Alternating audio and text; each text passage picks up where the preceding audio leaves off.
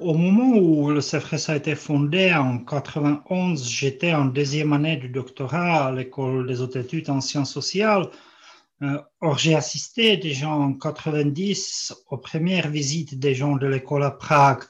Et je me rappelle la présence de Rosemarie Lagrave ou de Nathan Wachtel, et bien sûr et surtout de Marie-Elisabeth Dicreux, la future première directrice du CEFRES. C'est elle, évidemment, qui a fait un travail incroyable et qui a préparé le terrain pour Françoise Mayer, la directrice pendant des années où j'ai fréquenté le CEFRES le plus.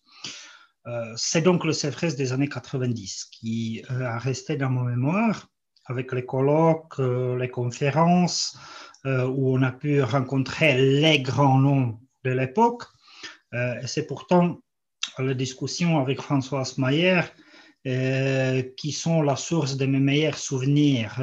C'était des discussions très souvent centrées sur la situation politique des années 90, ce qui était, comme on sait, une période de la grande improvisation continue.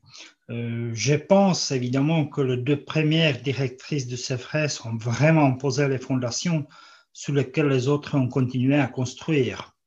Or, il y avait encore une personne qui a joué dès le début de CEFRES un rôle décisif, et c'était bien sûr Claire Madl qui en dirigeait, qui dirige la bibliothèque d'une manière vraiment exemplaire. Donc pour moi et pour beaucoup de mes amis, la bibliothèque était en cœur des activités de CEFRES. C'était surtout un lieu de rencontres et de discussions spontanées.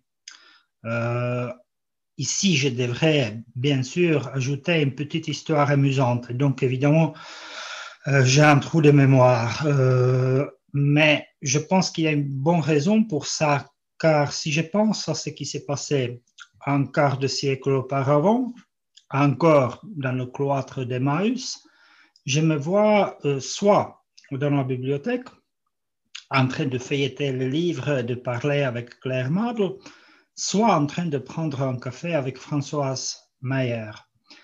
C'est de très beaux souvenirs et je suis sûr que les chercheuses et chercheurs qui fréquentent le CEFRES aujourd'hui en auront autant d'ici dans 30 ans.